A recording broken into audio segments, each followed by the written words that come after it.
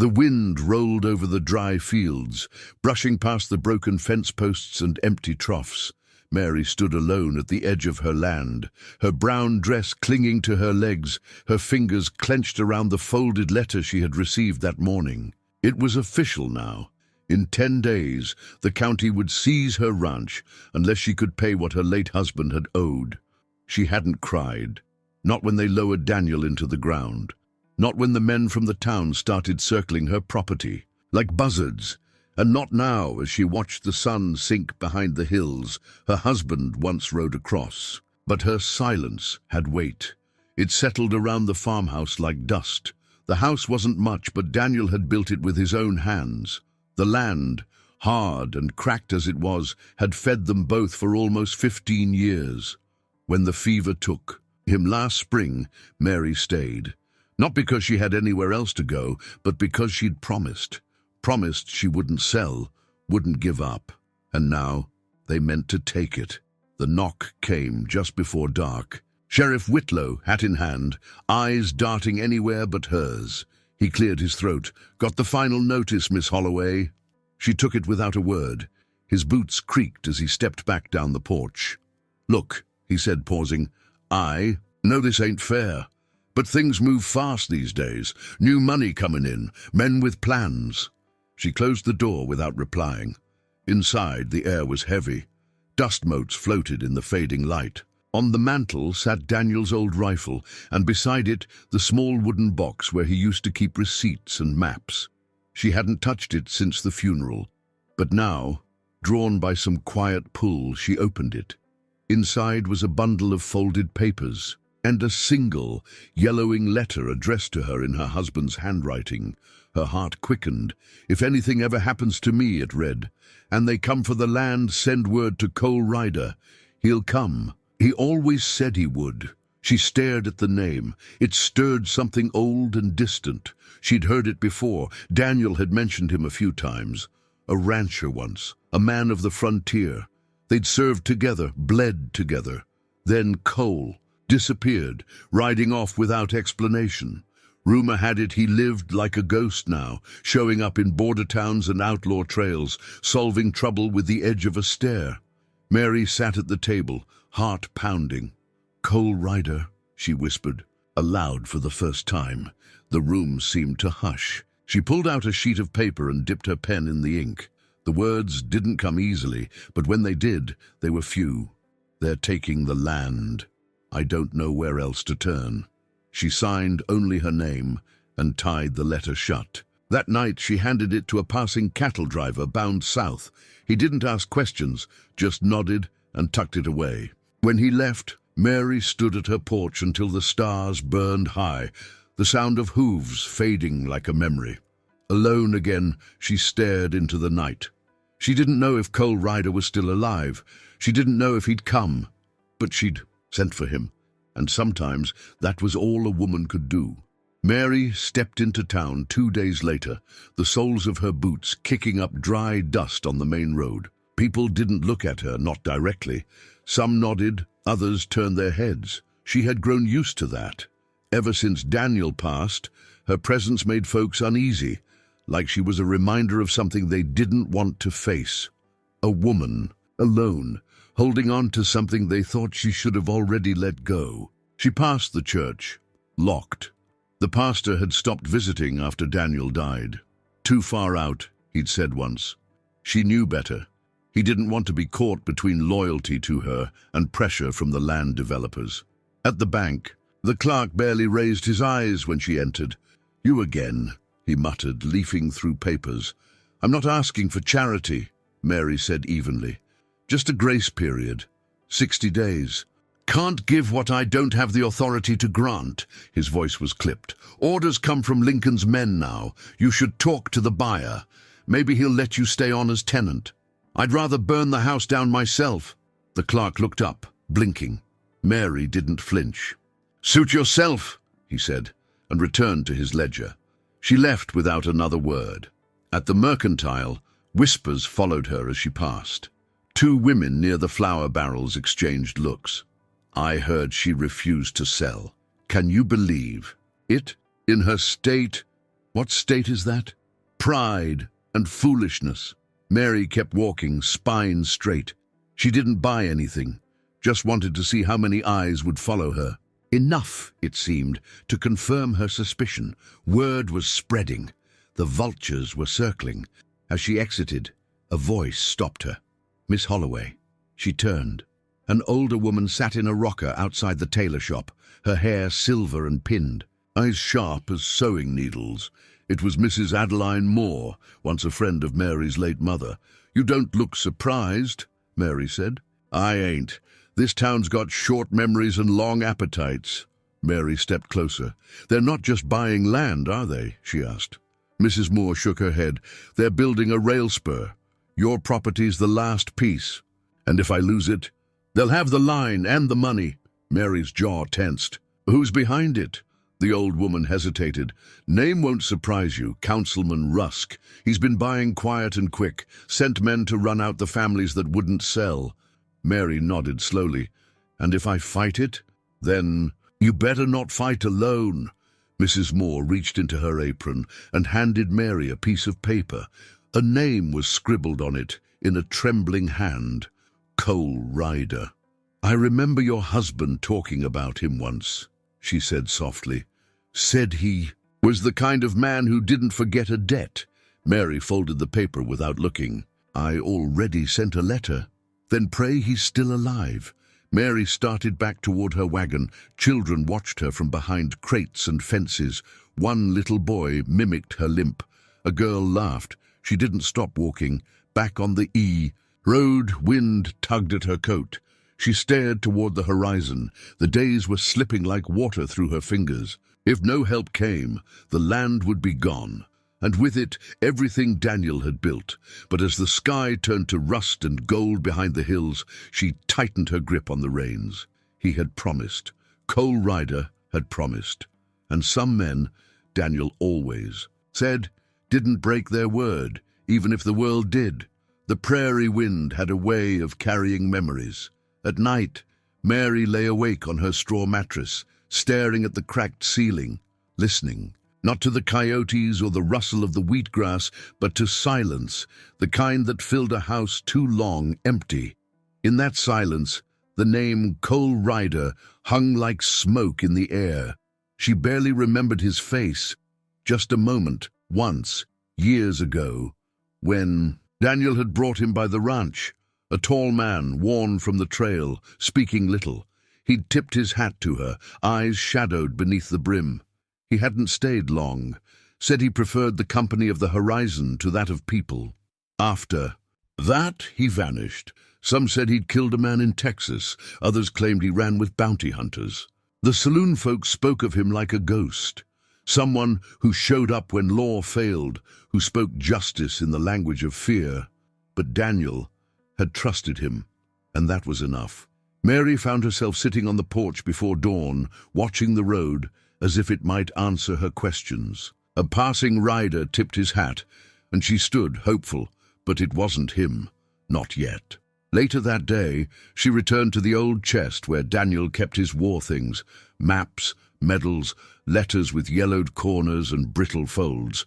She sifted through them like someone searching for a lifeline. One letter stood out. The paper was thin, the ink faded, but she could read every word. "Dan, if the day comes when they push too far and you're not there to stop them, send for me. I'll ride." It was signed only, CR. Mary pressed it to her chest. She walked out to the barn. The boards creaked under her weight, dust swirling in, shafts of light. The mare nickered softly as she entered. "Easy, girl," she whispered, running a hand down the horse's neck. "I need you strong. If he comes, there might be trouble."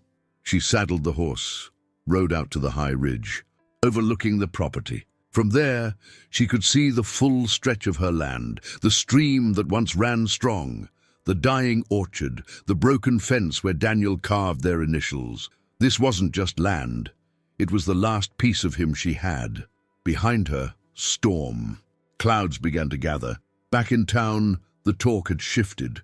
Councilman Rusk was telling folks he'd cleared the last hurdle and would soon break ground for the railway spur.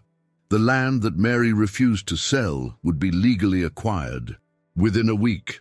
He smiled too easily when he said it. Men whispered in corners. Some believed Mary would be run out.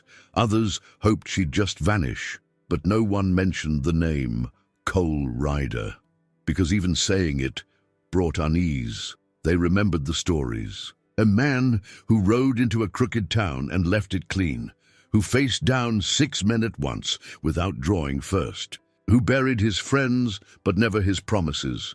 When he rode, people listened and feared and hoped they weren't the reason he'd come. Back at the ranch, the clouds broke open, letting rain fall in sheets.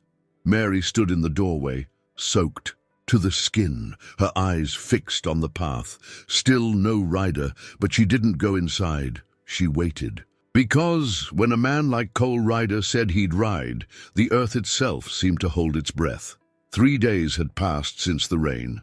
The ground, once dry and cracked, now bore patches of mud where wagon wheels had sunk. Mary had stopped looking out the window every hour.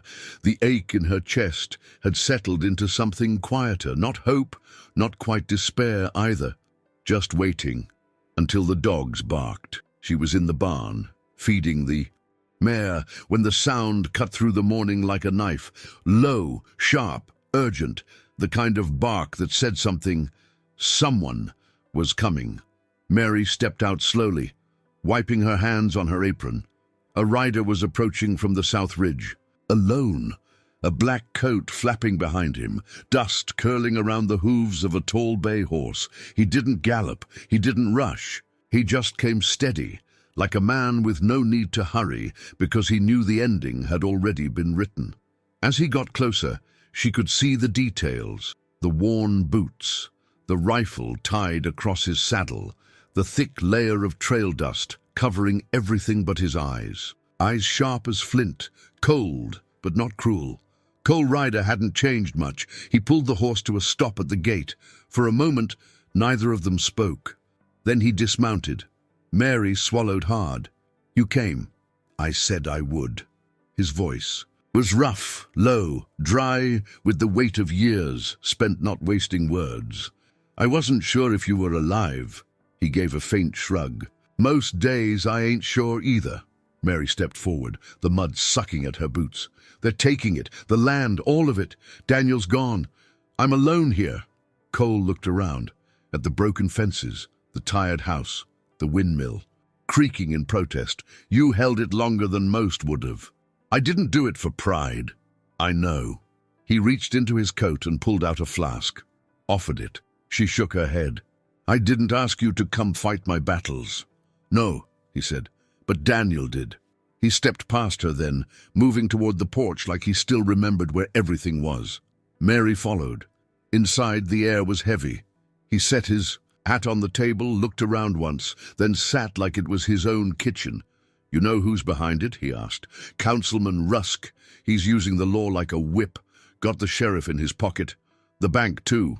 Cole's eyes narrowed. "Does he know you sent for me?" "No, I didn't think it would matter." "Oh, it will." She sat across from him, hands trembling. "They'll kill you, Cole, if they think you're here to stop this." "They've tried before," he said simply. They sat in silence for a long while, the only sound the ticking of the old clock on the mantel.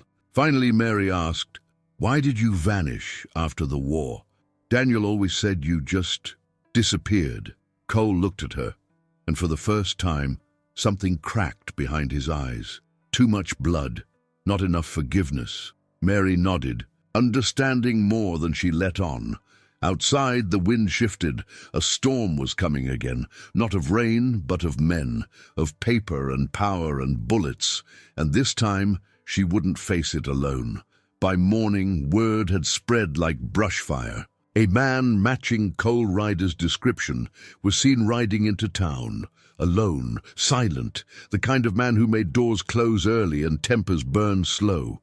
The saloon emptied when he walked in.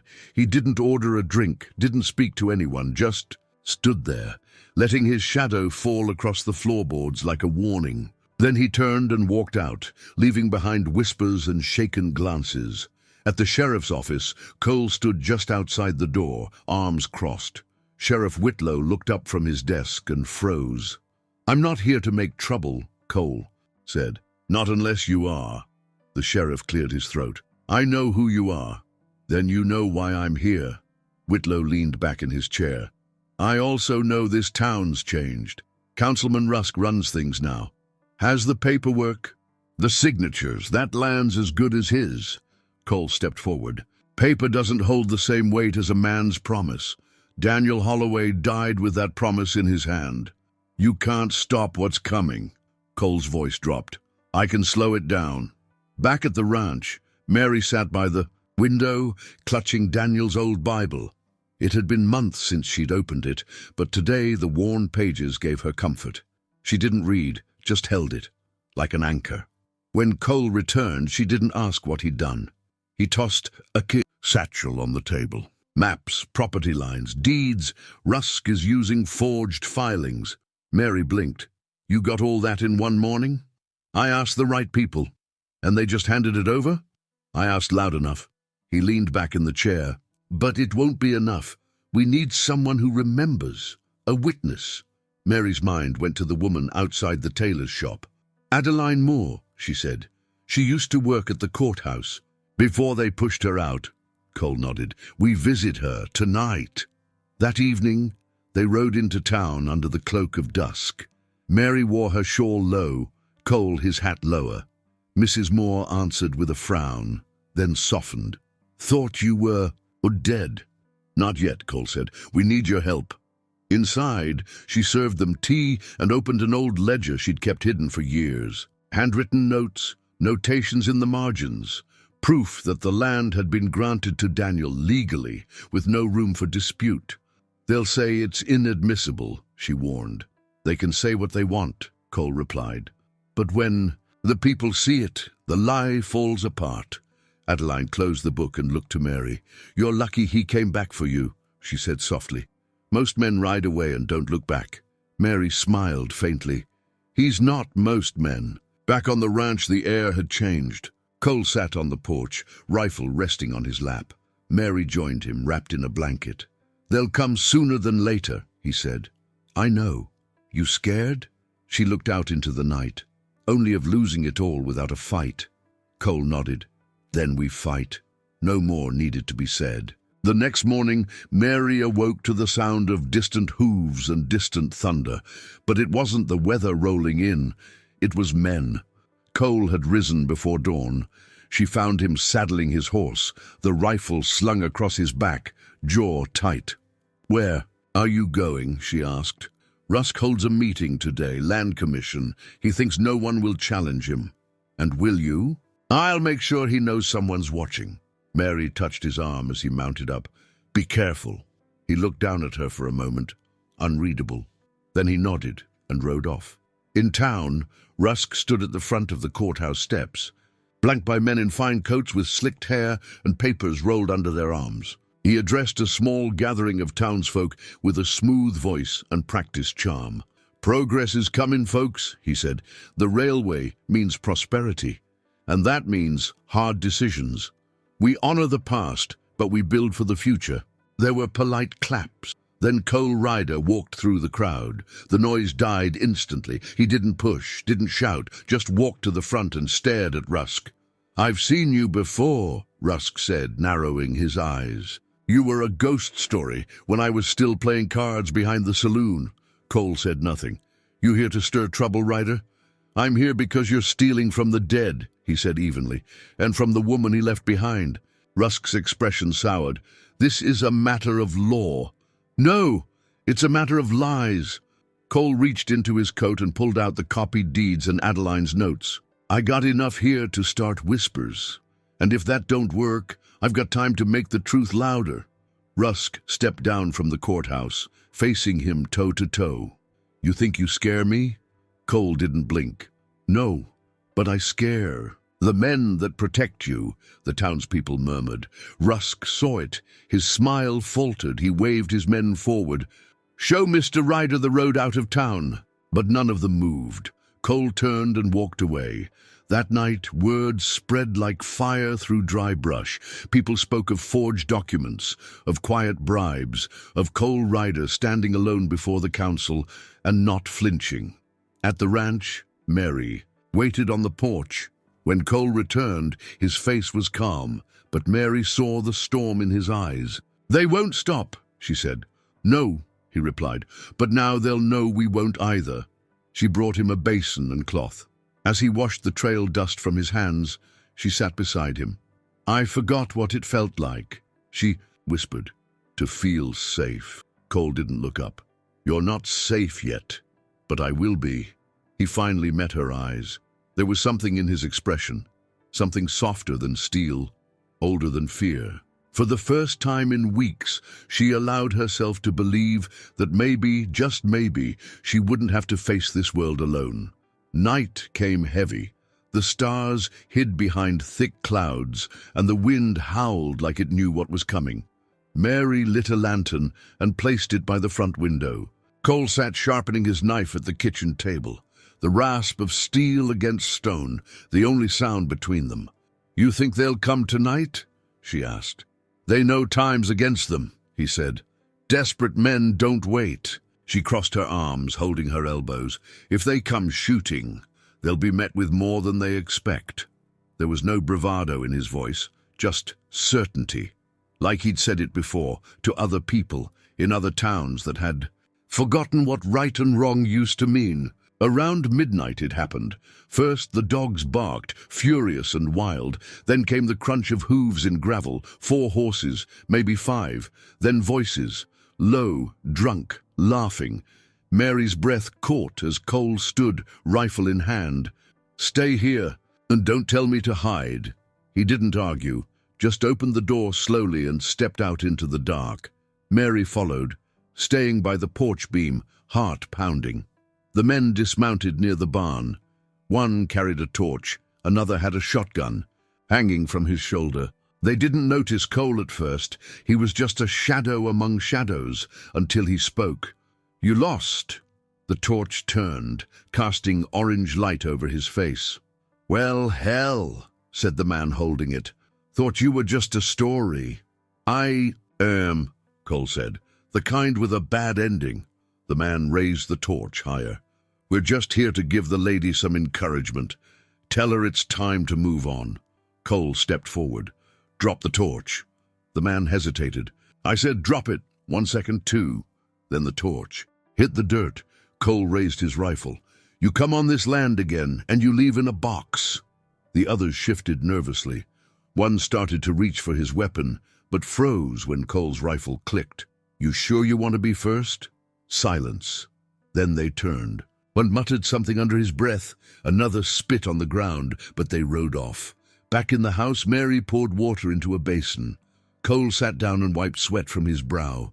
He hadn't fired a shot. He hadn't needed to. Mary stood beside him. "You didn't kill them. They weren't worth the bullets." She handed him a cloth. Their fingers brushed. "You're not the man they say you are," she said quietly. "No, I'm worse." She smiled despite herself. "You're the kind that keeps his word. That's all I care about." He didn't answer, just folded the cloth and stared out the window, toward the ridge where the men had vanished. "They'll be back," he said. "Then so will we." They sat in the quiet, shoulder to shoulder, not speaking again. But something had shifted between them, something stronger than fear, heavier than words. It was the weight of loyalty, and whatever came next, they would face it together. Morning broke with gold spilling across the hills, as if the land itself wanted to remind them what was at stake. Cole stood by the gate, horse saddled, hat pulled low. Mary watched him from the porch, arms crossed tightly against the chill. "Are you sure about this?" she asked. He nodded once. "They've planned a public hearing, quick and quiet, to make it official. We'll make it loud." Mary handed him the bundle, Adeline's ledger, Daniel's original deed, and the forged paperwork they'd uncovered. It was all there, the truth, heavy and silent. "I'll ride in with you," she said. Cole met her gaze. "It's not your fight to bleed for.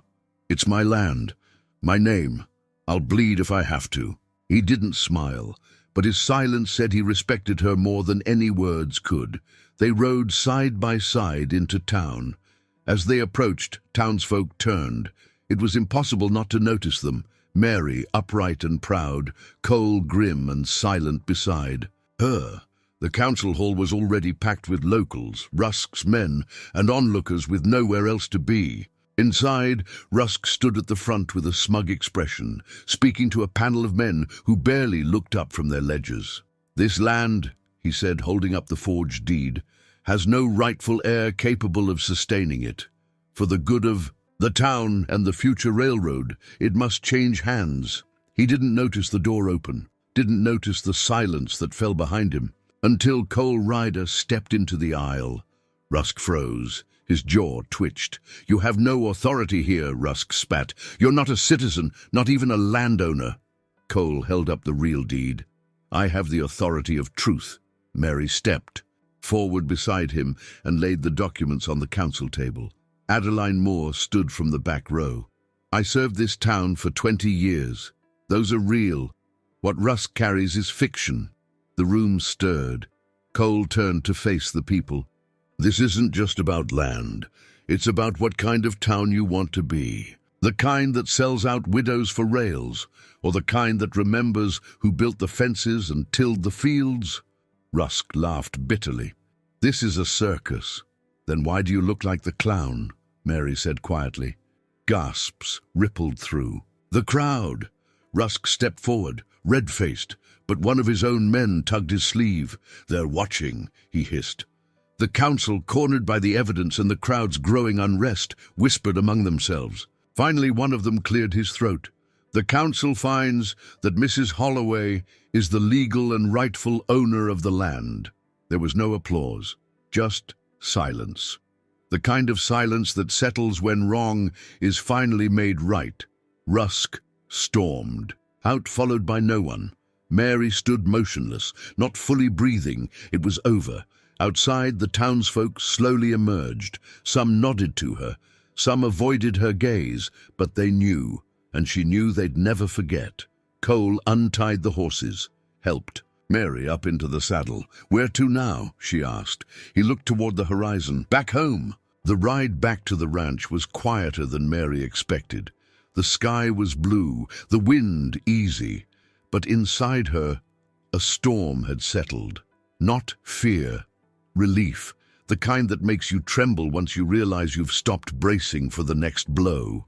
She glanced at Cole as they approached the gate. He hadn't said a word since leaving town, but he hadn't left her side either. The house looked the same as before, weathered, proud, standing against the prairie like it had always meant to be there. Mary dismounted and walked up the porch steps, touching the worn wood of the doorframe. She turned. "This land's mine." "Again," she said softly, "but I wouldn't have it if not for you." Cole tied his reins slowly. "You would have found a way." "No," she said, "I would have lost it quietly, with dignity maybe, but I would have lost." He didn't argue. She stepped closer. "You rode back for a promise. You stayed for justice. But what happens now?" Cole looked out over the fields. Fences needing mending, rows needing tilling, a barn needing paint. But there was something in his eyes that didn't look at the work. It looked at her. "I don't belong anywhere for too long," he said finally. Mary took a breath. "You do here," he hesitated. The silence between them filled with something tender, something fragile as morning light. Then he said, "Daniel was a good man. He died believing the world could still be kind." Mary nodded. "He was right." Cole touched the brim of his hat. "Then maybe I'll stay a little longer. Make sure it stays that way." For the next few days, they worked side by side, fixing fence posts, digging rows, restoring things that had gone dry and silent for too long. And slowly, the town began to change. Children stopped pointing. Neighbors left bundles of cloth or jars of preserves on her porch. The church bell rang again. People didn't say much, but they remembered. One morning, Mary opened her door to find a hand-carved sign resting against the gate. It read simply, Holloway Ranch, Est in honor. She turned to find Cole sitting on the porch rail, arms crossed. You do that? He shrugged. Felt like it needed a name. They stood in silence for a moment, the sun rising behind them, casting long shadows over the land Daniel had loved and that Cole had protected. Mary stepped closer. You didn't just bring me my land back, Cole. He looked at her. You brought me home. And for the first time since he rode in, Cole Ryder smiled. The days that followed felt lighter, not because the weight was gone, but because someone had helped her carry it. The ranch was quiet again, but not hollow. Fences stood straighter. The porch no longer creaked alone in the wind. And at night, Mary slept without waking to the fear that her land would be taken before morning. She was up early as always. The kettle whistled low on the stove. Sunlight stretched long fingers through the window, warming the worn floorboards. She poured a cup of coffee, stood at the doorway, and stared toward the east ridge. The horse was already saddled. Cole stood beside it, adjusting the cinch, his silhouette framed by the morning glow. There was no urgency in his movements, only the steady rhythm of someone who had done this 1,000 times before. Mary walked out onto the porch, coffee in hand, heart suddenly heavy. So, she said, her voice steady, you're going. He didn't answer right away. He adjusted the saddlebags, tightened a strap. Then he looked at her. I don't stay long in any one place. I know, she said softly. I was never made for stillness.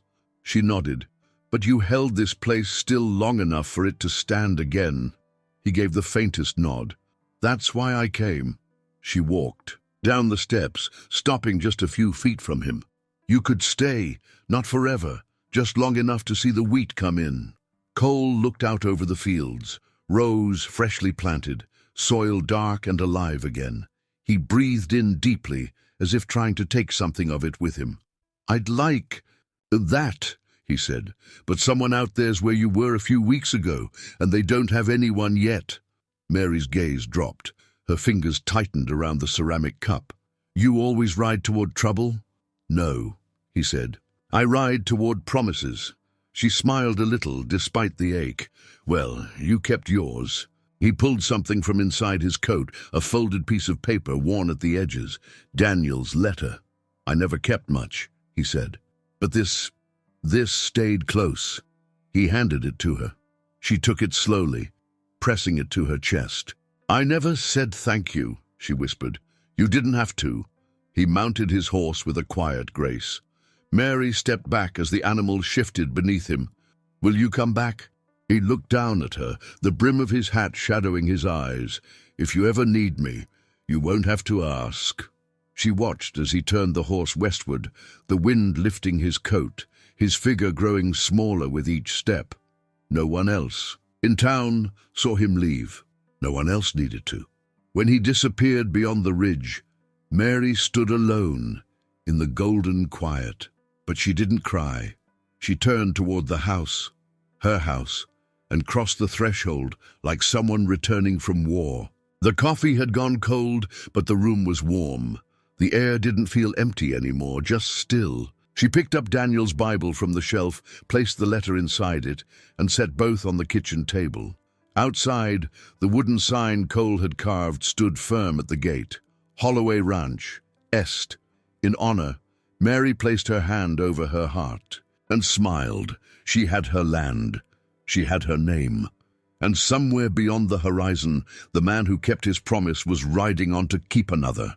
In a world where so much is taken without care, stories like this remind us that honor, loyalty, and quiet strength still matter.